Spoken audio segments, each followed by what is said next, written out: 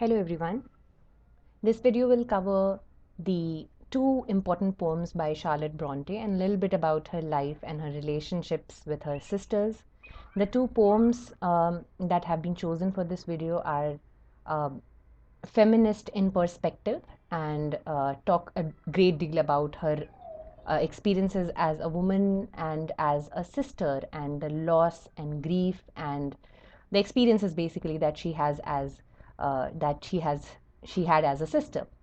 So we will begin with the biography of Charlotte Bronte, and then we'll delve deeper into each of these poems. The two poems that are being covered are Life and On the Death of Anne Bronte. There have been other poems that have been written as an elegy. She has also written one poem on Emily Bronte's death, but we'll be covering the one that she wrote after the death of her youngest sister, Anne Bronte, and the other one, which is a more optimistic poem at nature and talks about the spirit of hope amongst or amidst despair. So let us delve into the life of Charlotte Bronte. So Charlotte Bronte was born in 1816. She was a 19th century writer, and as was the case with any woman, author, any female author from the 19th century, her identity came in between her, her career and her dreams, and so was the case with her other sisters as well. But as we all know is the case with the Bronte sisters, they all, faced these challenges and came out as headstrong individuals who made their name in the literary canon. Charlotte Bronte was the third daughter of Reverend Patrick Bronte and his wife Maria. All in all, Charlotte Bronte had five other siblings, so including her, there were six children. Before her, there were two other daughters as well. She was the third daughter, and after her, again, there were two more daughters, Emily Bronte and Anne Bronte, and one brother, Branwell. Uh, Emily and Anne were born in 1818 and 1820. So as you can see that there is not much difference in age between the three sisters, the three Bronte sisters, which we know in literature. They are only separated by this age gap of 2 years or so. Right from their childhood,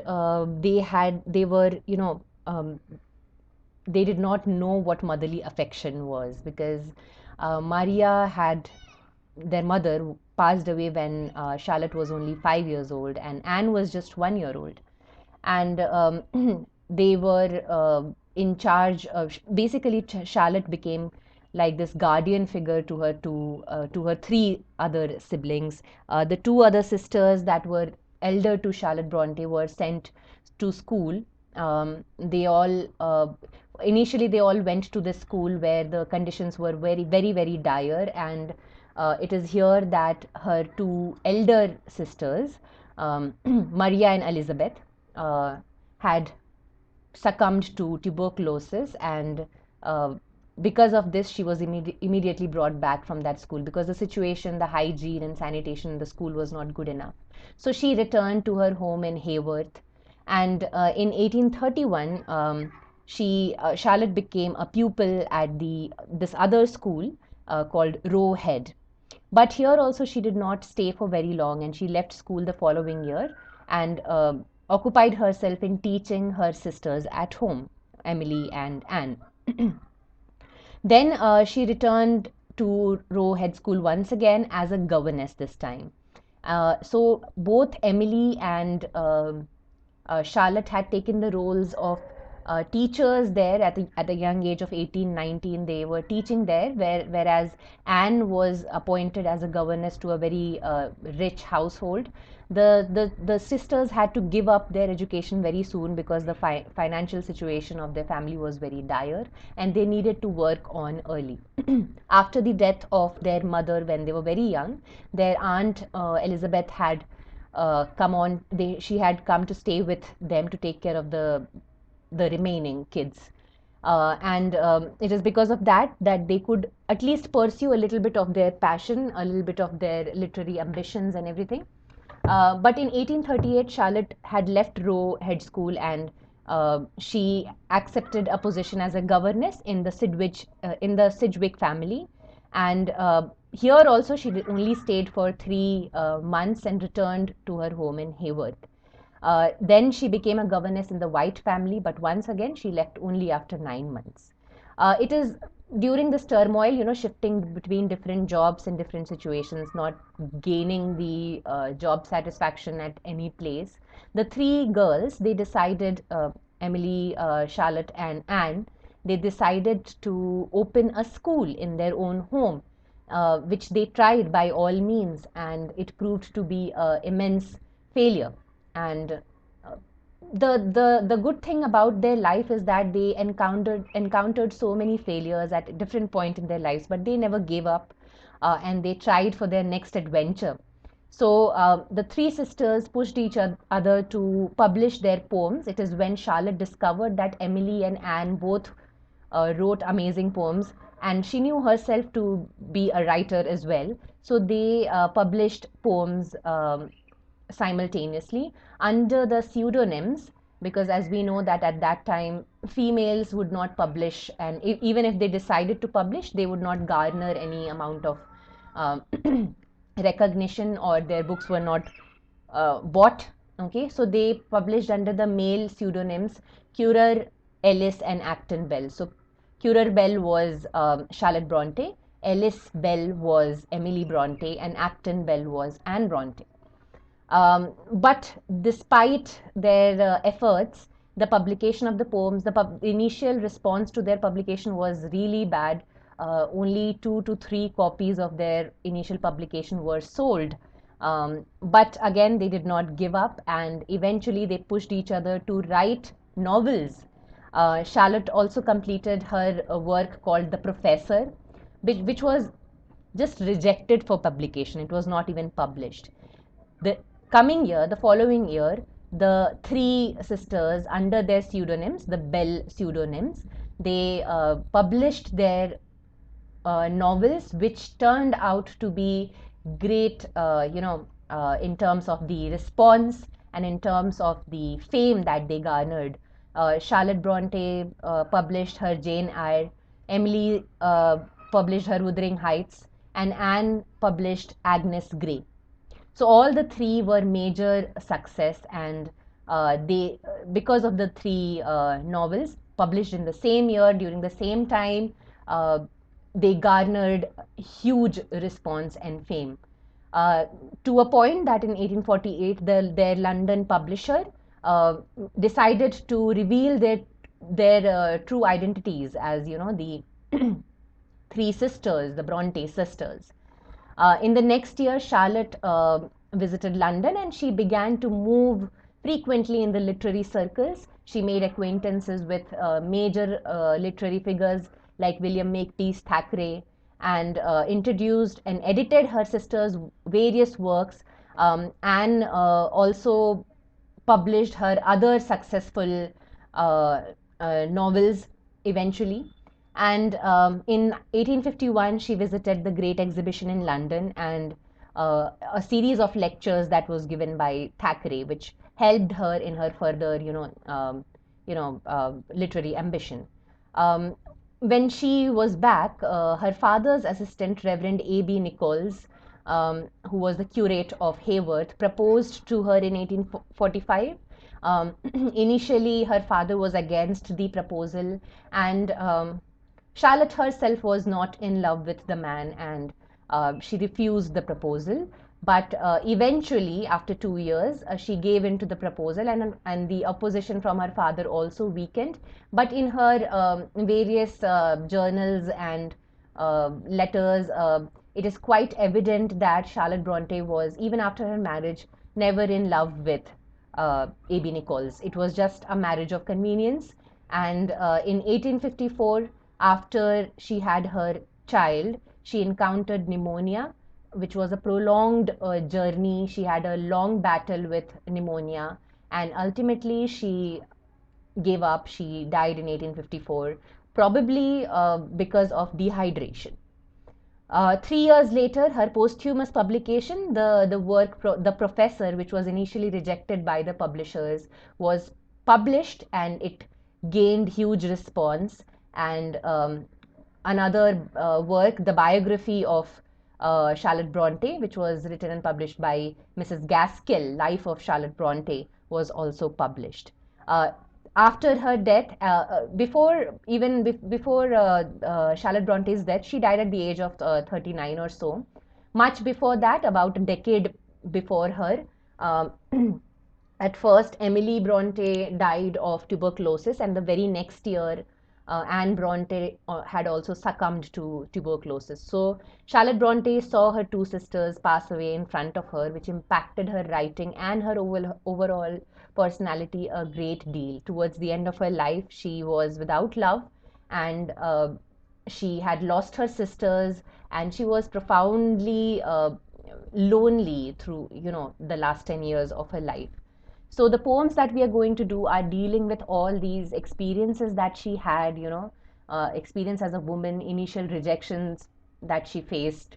The only gratitude that she had for life was because of her sisters, who always propelled and pushed each other to, um, move forward, to not give up.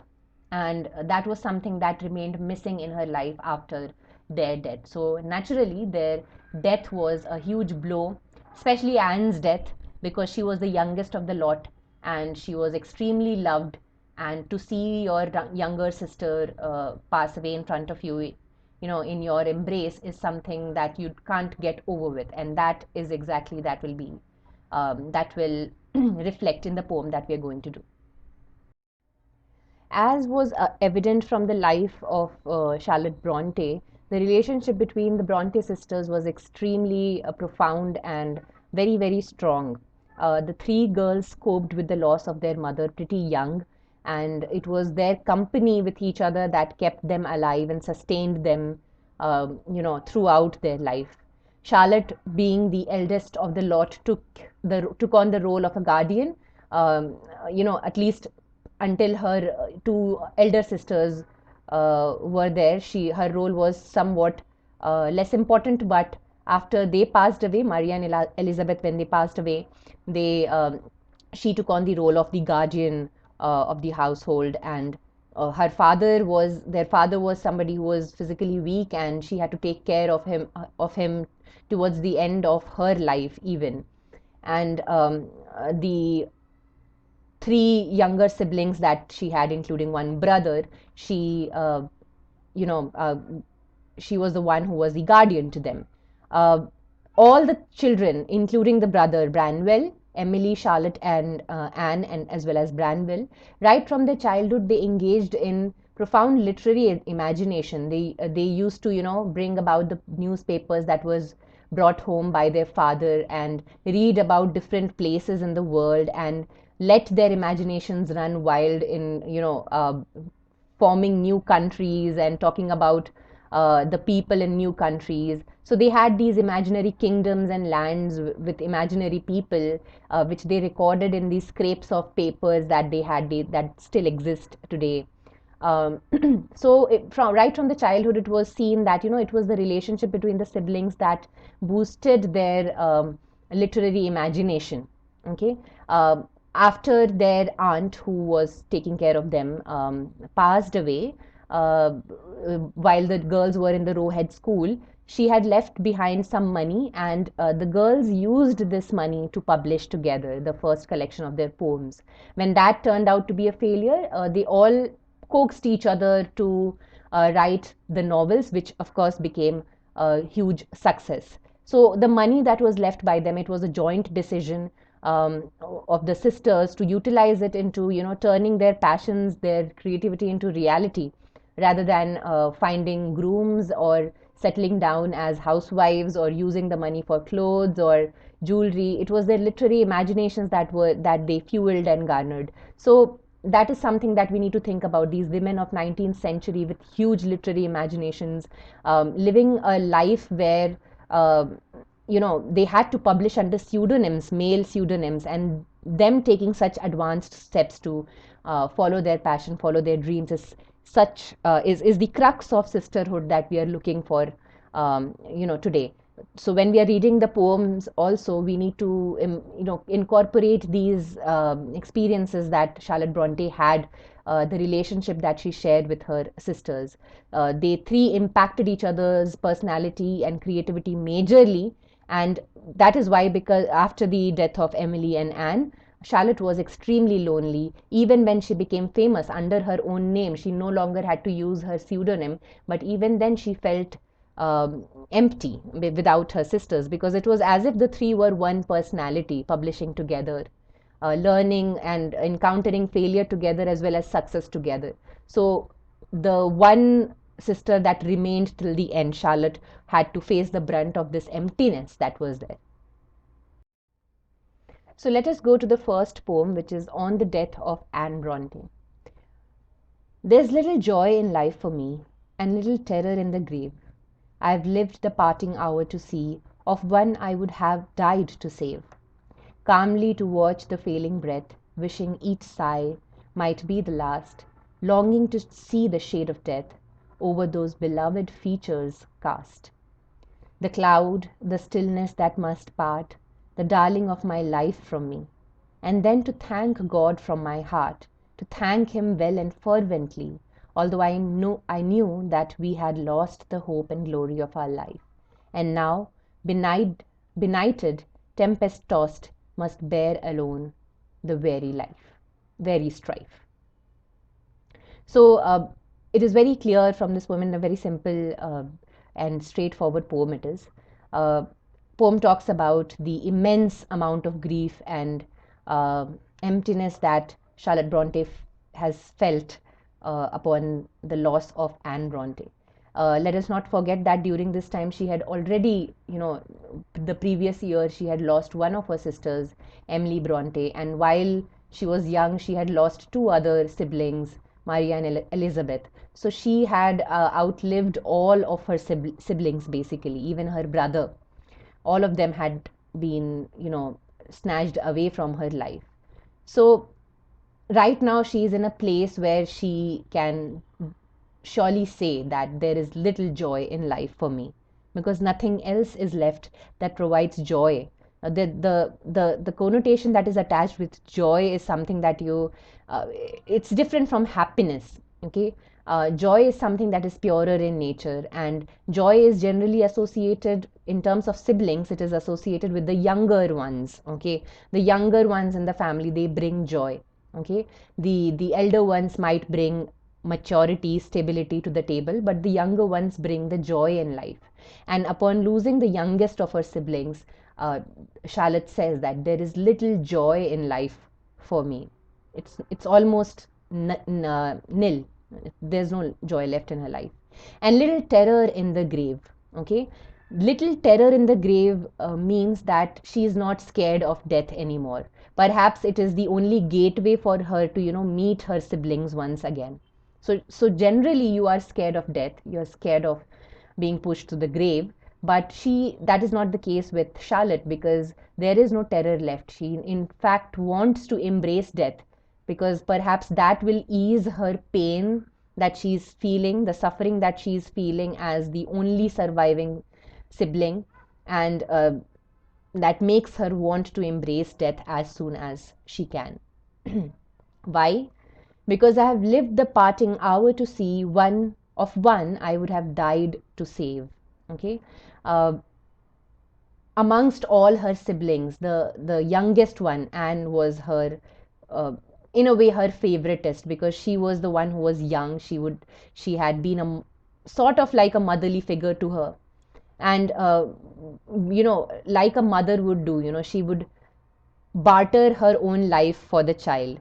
The similar kind of emotion is felt by Charlotte at this point. She says that, uh, I have survived to this day only to see the parting hour, the moment of death of Anne, of the woman, of the girl whom she would have died to save. She would have bartered her own life to save Anne's life. So that was the kind of love that she had uh, for her sister. Calmly to watch the failing breath, wishing each sigh might be the last. she had seen her suffer in her deathbed for long enough, as she had seen Emily. Okay, they both had died of tuberculosis, which is a very it is a disease that does not take somebody suddenly, like a cardiac arrest or something. It is a prolonged disease. One sees the internal organs failing one by one. Okay, and at that time, when there was no cure to tuberculosis, it was a slow, painful, agonizing kind of death. So she had calmly watched the failing breath of her sister slowly, that, now is the time, now is the time. That thought kept creeping up to her every day, every night, wishing each sigh might be the last. Now, why does she say wishing each sigh might be the last? It is because of the suffering that she sees in her sister, the kind of pain that her sister is in. She almost wishes that, this might be her last sigh.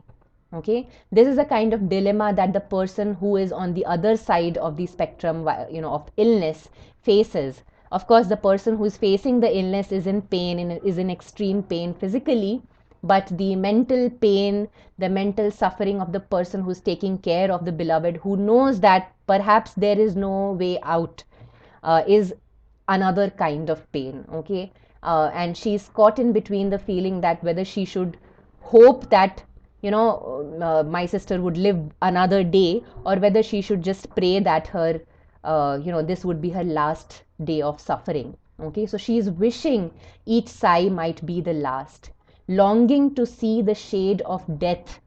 Okay, she was longing for a very long while. She was just waiting to see her expression, Anne's expression, turn pale, some shade of death, the paleness that is there about death, come over her face, so that her suffering, her pain stops there. Okay, so I'll read that once again. Wishing each sigh might be the last, longing to see the shade of death over those beloved features cast. Okay, over the beautiful features of her sister, the beautiful eyes and nose and lips, the wonderful features that she has. She's wishing that the shade of death comes over these features, because what is the use of these features when she cannot enjoy them? She cannot, breathe in peace. She cannot have a painless experience anymore. What is the use of it? So she's waiting for that. The cloud, the stillness that must part, the darling of my life from me, and then to thank God from my heart, to thank Him well and fervently. All of these things she's waiting for. She's waiting for the death's sign to come on her face. She is waiting for the cloud, the stillness that must part, this cloud that is hanging not just on her sister but on herself too, over her family. This cloud of impending doom, impending death that is there, this dark cloud of hopelessness that is hanging. Okay, she is waiting for these clouds of stillness, of immobility to move finally, some sort of decision. Either her sister gets well properly, or she just ceases to exist. That would be better. Okay, so she is waiting for the cloud, the stillness that must part, that must move, or that must take away the darling of my life from me. Okay, those clouds of death must take away the light of my life, the darling, the beloved of my life from me. Okay, and the irony of this whole thing is that she loves her so much that she wants her to go. That is the ultimate kind of love that one can bear, right? The selfish kind of love would want somebody to stay no matter how much the pain they are in, how much the suffering they have to go through. But the selfless kind of love, the ultimate kind of love, would want the pain to go, and if with that pain the person has to go as well, then so be it. Okay, so the darling of my life from me, and then to thank God from my heart. Once that happens, once Anne ceases to exist, she's waiting, Charlotte is waiting to thank God from her heart, to thank Him well and fervently with all her passions. Okay, she wants to thank God, to put for putting an end to her suffering, for putting an end to her, pain. Okay. Uh, Although I knew that we had lost the hope and glory of our life, and now, benighted, tempest tossed, must bear alone the weary strife. Once she is gone, which is the current scenario, she has passed away. She thanks God, because that is how you deal with grief. Okay, of course, there is denial at first, and then there is acceptance slowly, there is anger and all those things. But in this case, when there is a prolonged illness, all these stages of grief have already passed by, even when the person is alive. Okay, so you learn to embrace and accept the death and grief and loss long before the person actually ceases to exist. So once that happens, all you are left with this feeling of thankfulness and gratitude that the pain has ended. Okay, and although, you know whatever she had in her life, although all the kind of joy and hope and glory that her sister symbolized in her life is now all gone. There is nothing left. There is this emptiness that is there. Okay, but she is, although she is tempest tossed and benighted, that means she has encountered all these storms of life, and she is bewildered, and um, she is longing for a shore to arrive. Okay, she has seen everything, she has seen it all, she's seen the experiences of life, and has come to the shore of the life on the other side all alone. Now she must bear alone the weary strife, the calm after the storm, the calm after the death, after the after the continuous suffering and pain, and taking care of her sister, and crying and praying for her recovery, and giving up on her, and all these different chaotic elements. Finally, after her death, she is thankful for the suffering to end, but all the hope and glory of her life are gone, and now she realizes this reality in front of her, which is life itself, that she has to bear the burden of this life all alone. All the challenges of her life that they had encountered together as sisters, pushed each other up in times of, negativity. Now that has to be done by her all alone. There's nobody there to be beside her, to push her, okay, to challenge her in any way. She must bear alone the weary strife.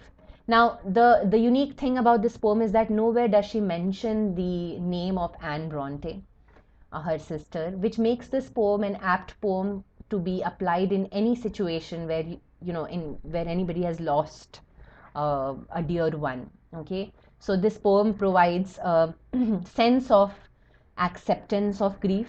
Okay, and at the same time, this realization that there is, of course, the life that is in front of you is, it seems meaningless, and devoid of any kind of hope and any kind of glory or joy, but you have to live this life. So it's sort of highlights the existentialism in this life, that you have to continue, you have to go on and on without any purpose in life. But that is what life is. You need to move on. You must bear the strife alone, although you are tired and you are lonely, but you need to move on. So that is the meaning of this poem, this very short poem, but very, very relatable poem for anybody who has lost a dear one, and for anybody who cherishes sisterhood and understands the meaning of sisterhood, understands the meaning of loss of sisterhood in life. So the themes that are uh, explored in this poem are loss, death, and grief, of course, and how to deal with these elements, the meaning of, or the impact of, a prolonged illness on the patient's relatives or friends who are taking care of them, the psychological, mental impact that is there, the physical impact that's there, the stages of grief, and the acceptance, which in case of a prolonged illness comes much before the actual death. Okay, so what is how it is different from the death of, in under unexpected scenario where, after the death you can blame the universe and you can do whatnot. Okay, and then eventually get the acceptance much later. In the case of a prolonged illness, there's a dilemma that you have to go through. You love your dear one, but you have to let them go even before they actually die. You have to, pray for their deaths, which is a very difficult thing. Okay, uh, makes us think about all these scenarios where, people have to, put their relatives on ventilators when they know that nothing can be done to them, their life is already lost. But then to pull the plug off is a very big, it's a very challenging and arduous task. And this poem talks about all these feelings. It also talks about the meaning of sisterhood in a woman's life, and pertaining to the context of Charlotte Bronte's life, you can very well understand that, how important her sisters were. If need be, you can also read another poem that she wrote on the death of Emily Bronte, which also highlights the loss, that she faced, the loneliness that she's facing. So it talks about the meaning of life, or the struggle to find meaning of life when you are separated, or you part away from the ones that pushed you to, move forward in life, the ones that with whom you have lived your entire life and who have been there for you throughout. When none of them are there with you, how do you cope up with life? So it deals with the theme of loneliness as well. At last, it also has an optimistic tone, although, as I told you, that the sense of active acceptance in the case of prolonged illness comes much before. And that's why the poem deals with the the the existential optimism, I would say. Okay, that you know that life has no meaning and no hope whatsoever, but you still need to go on and embrace life with all its strife and its challenges. No matter how lonely and how tired you are, you need to go on. As is the case with Charlotte Bronte, she needed to take care of her father as well. She was the only surviving child, and she need to move on. And that is perhaps the reason that she also said yes to the proposal of marriage, because perhaps she wanted to give life a chance once again, even if she did not actually love the man, but she wanted to try for, her sake. So these are the themes that are explored in this poem.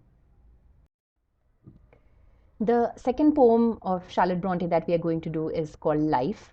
Why I have chosen this poem after the first one is because it seems like a prolonged, a thought process. The last poem ends on a note that, the show must go on. Whatever happens, no matter how, dire the situation is in life, no matter how many people from your life are snatched away from you, the life goes on. You need to live on, and you need to, walk through this great adventure called life. So this poem is it continues into that thought process. So let me just read the poem once. Life, believe, is not a dream so dark as sages say. Oft a little morning rain foretells a pleasant day. Sometimes there are clouds of gloom, but these are transient all. If the shower will make the roses bloom, oh, why lament its fall? Rapidly, merrily, life's sunny hours flit by, gratefully, cheerily, enjoy them as they fly. What though death at times steps in and calls our best away? What though sorrow seems to win over hope a heavy sway? Yet hope again elastic springs, unconquered though she fell, still buoyant are her golden wings, still strong to bear us well. Manfully, fearlessly, the day of trial bear, for gloriously, victoriously can courage quell despair. As you can see, the poem uses a lot of lyrical elements and um, uses a lot of adverbs, okay, denoting the actions or the way in which you should perceive life, okay. Um, if you have to live through life, okay, when your loved ones have are no more there, what do? You embrace optimism. You have to, otherwise life will be a dreadful nightmare to live, right? So you need to embrace whatever is left of you and whatever optimism you can find anywhere. So she begins by repeating the topic or the name of the title of the poem, which is life. And she says that life, believe or I believe, is not a dream so dark as sages say. Okay, of course, many philosophical people and poetic people have said that life is a dreadful journey. Okay, it's a in fact, even Charlotte has said this in the last poem that um, the life is a kind of like this nightmare that she has to pass on. Although she's wary of the journey, but she has to cross it. But it seems like, from that position immediately after the loss of a loved one to after perhaps a few years, when the wound is there but it is not as painful as it was, and she has learned to embrace what she knows of life. And she says that it's not so dark, it's not a nightmare as the sages say. Okay, life is not just about negativities. Often, or oft, a little morning rain foretells a pleasant day. So, generally, morning is marked by sunrise and beautiful sun rays, golden sun rays. But if it rains early morning, it's seen as a melancholic, it's seen as a sad, you know, uh, sad scene. Okay, it perhaps means that the day is going to be rainy and gray and wet. Okay, but she tells that often what happens is that a little morning rain foretells a pleasant day. So if it has already rained in the morning, the afternoon and the evening and the night would be pleasant. Okay, the rain will stop, the showers will stop after a few hours. So for the entire day, you will have a pleasant day. So why not look at it like that? Okay, why not look at the glass half full instead of half empty? So often a little morning rain foretells a pleasant day. Sometimes there are clouds of gloom, but these are transient all. Of course, there are grey clouds of sadness, of darkness, of grief, sorrow, all things negative. Okay, but are the clouds always going to be there in the sky? No. The minute you see the clouds, you know that they are transient, they are temporary. Either they are going to rain or they are just going to pass on by, they are not going to stay there. There will be clear skies sooner or later. Okay, so sometimes there are clouds of gloom, but these are transient all. If the shower will make the roses bloom, oh, why lament its fall? Okay, so if you know that the rain will make the flowers bloom eventually, why do grieve over the rainfall so much that this rainfall is going to make the day melancholic and sad, and there's going to be mud everywhere and puddles everywhere. You choose to look at life through that lens that there is going to be negativity all around you, but you can also look at it in some other way, that the rain is going to make the flowers bloom, and after the rain subside, you'll have a beautiful garden and there will be lovely and pleasant atmosphere everywhere, right? So once the sadness subsides, you will be able to look at life, you will be done with. It's as if that when you are filled up to the brim with certain sort of sadness, and you cry your heart out. Okay, you let the showers from your eyes have a downpour properly.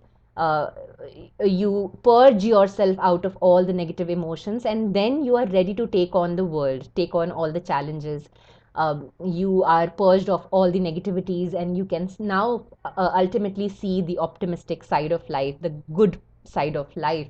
So it is metaphorically telling you about, the poem tells you about your own mental situation also. Okay, so if the shower, if perhaps the sadness or the crying that you're doing right now will make the roses bloom eventually, why lament its fall? Let yourself be vulnerable at that moment. It is only transient, it is momentary. Okay, then she moves on to a more lyrical way of enjoying or exploring, experiencing life. And she says, rapidly, merrily, life's sunny hours flit by. Okay, we have only got one life. You only live once, YOLO. Okay, so if you have only one life and a few sunny hours, few good moments that are there in your life, and which are transient, which are going to go away very soon, your life is going to end. So why not make use of, you know, these lovely moments? Carpe diem, seize the day. Okay, so life's sunny hours flit by rapidly and merrily. Okay, so you might as well enjoy them while you can. Gratefully, cheerily enjoy them as they fly. So while the life's good hours, positive moments, good moments, happy moments, they fly by rapidly and merrily, what you should do, you should gratefully, filled with gratitude and in a merry manner, in a cheerful manner, enjoy them as they fly by. Okay, it is your, not just you should, you not just may do it, you should do it. It is kind of like your human responsibility and duty, that the life that has been granted to you, you must, whatever you have, whenever you can, wherever you can, you must enjoy it. What though, now she comes at the more daunting task of this poem, the more important element of this poem is, that connects it to the last poem, is the how you perceive or how you process death. Okay, so she asks this rhetorical question, that what though death at times steps and calls our best away? So what if life, if death comes in suddenly and it takes our best people, and the best, okay, best is in capital, denotes not just the people but the best aspect of you as well. Okay, so death does not just take away people but also the best that was there in you. Okay, perhaps your joy and your lively spirit and everything that you held close to your heart. So what if death takes it all away? What though sorrow seems to win over hope a heavy sway? Okay, the word seems is important here, and she says that what if, what if, sorrow and grief, it for a moment it seems like it has won over all our hope, that life seems hopeless, and by a great degree it has swayed our hearts towards hopelessness, towards negativity, towards embracing death like she does in the last poem. Okay, so what sorrow is hell bent on us to, um, just give up on life. So what? Okay, she has an answer for that rhetorical question, and she says that yet hope, even when death and sorrow are, taxing us, yet hope again elastic springs. Okay, hope is something that is like some sort of this elastic spring. Okay, it might be bent, it might be suppressed, but the more pressure and tension you apply on a spring, on an elastic, the with more vivacity it will bounce back. Okay, so hope, again, elastic springs. You might think of springs as the physical gear also, or you can think of it as the natural, the water also, the hot springs that are there. So you might feel that you are submerged and immersed in the despair in this spring, but this spring which covers you from head to toe is elastic in nature, and the moment you feel that you are drowned in that, life has a way, hope has a way to push you back and make you bounce back into life.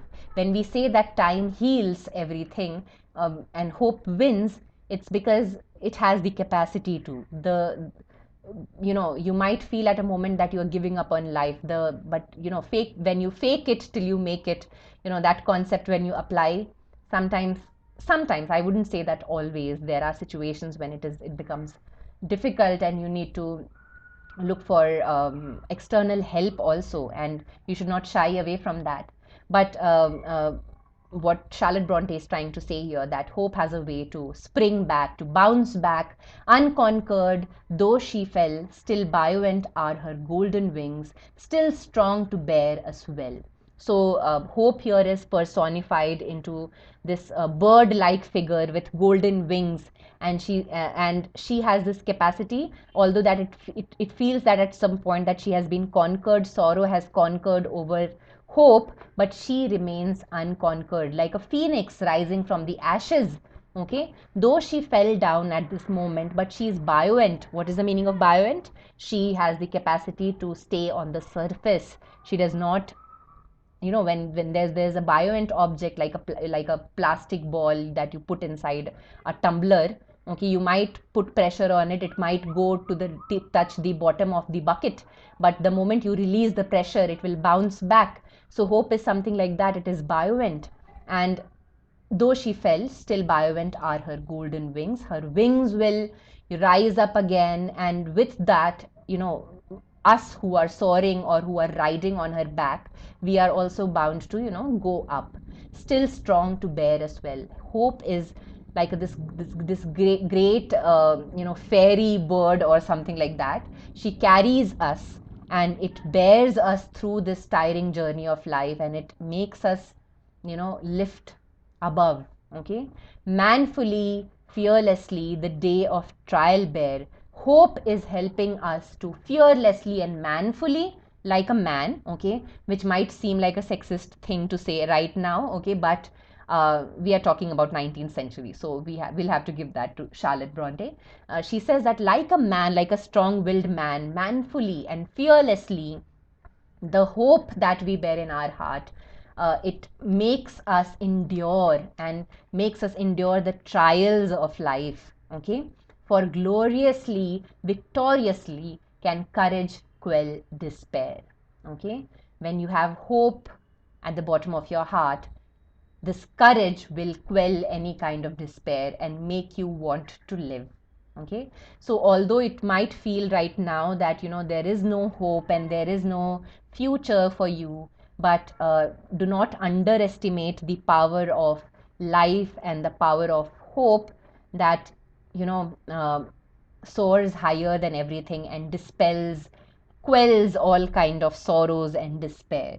So this poem is, the two poems are very opposite in nature. Also, one seems very depressive, the other one is highly optimistic, but it captures the spectrum of emotions of Charlotte Bronte, the feelings that she experienced from one end to the other end, and how they're connected to each other, and how versatile a poet she could be. That is what is the aim of studying these poems. So let us now look briefly at the themes of this poem, The Life. So the themes of this poem are very few and very easy to actually understand. The first one, of course, is the power of hope and the power of or life winning over death. That is the most overarching theme of this poem, that life conquers all. Uh, we kind of underestimate the power of life and the power of hope, but we shouldn't do that because it has the tendency to take over life, take over our negativities eventually. Okay. The second theme is that of nature. As we can see in this poem, there are many references that are made to nature. From the beginning itself, the morning shower and the clouds. Okay, so the natural element in this poem is quite high, and just like, because nature is something that is closely woven with life itself. So the more you respect or the more you cherish nature, the more you cherish life, because the whole concept of nature tells us that life goes on, the cycle of nature, things die and things are born, and this cycle of life goes on and on. It's only natural. Okay, so the more you study nature, the more you let it kind of shape your thoughts, the easier it is to enjoy life while it exists. Okay, so the concept of carpe diem is, the concept of seizing the day and enjoying every moment is intrinsically linked with the cycle of nature, and that is reflected in this poem, the various references to nature. In the end, hope is also seen as a bird like figure with golden wings. It is personified, and that is also a natural element. The third thing is the melody of life. The poem is very visibly lyrical in nature, which symbolizes the melody of life. Again, melody is also something that is very natural. The harmony of music, the ups and downs of music, the notes, all in all together, they form a harmony that is beautiful. The crests and troughs of life, the life and death itself, they all in all together from a macroscopic view, you will see that life is beautiful. Okay, of course, when you have to bear it on a microscopic level, it is difficult. But if you see it from in retrospect, you find that life, and with all its challenges and all its problems and strifes, is beautiful after all. So that melody and harmony of life is textually reflecting in this poem as well. So these are the three important themes of this poem. Uh, Once again, I'm telling you, these two poems are connected with each other, because it's as if, you can almost see the time duration in which the poems are written. One is written in the moment of grief, the moment when somebody close one is taken away from us, and the other one is perhaps written a few days, few months, or few years later, when you have adapted yourself to the situation. And this adaptation itself is so uh, it is it is what exactly what life is. No matter how much it pushes you, you have a way of pushing back. And no matter how dark you find yourself in, uh, mostly what happens is that you find a way to work through it. And if you can't, you must find a way to look at the brighter side, look at the uh, you know the glass half full side. So that is the point of studying these two poems. We have understood the contexts and the meanings of these poems that are bore the meanings that these poems bear in Charlotte Bronte's life, and a challenging life that she has had. And I coax you all to read up more of her poems. Charlotte Bronte, I personally feel, although she's not seen as a feminist writer, but I see um, elements of sisterhood and the importance of sisterhood, especially from the lens of her life. If you see, you can find these elements that are there. Her poems are beautiful. They are wide in range. The variety in the poem is spectacular. You can find poems ranging from romantic elements to sheer despair to high octane intensity of positivity. Okay, so the range is quite varied. So she's an interesting poet, and she's generally not known as a poet. She's known as a novelist more, and I think her poems must be explored more, because they bear a lot of wonderful anecdotes, and just the sheer beauty that they hold. So thank you for listening to this video.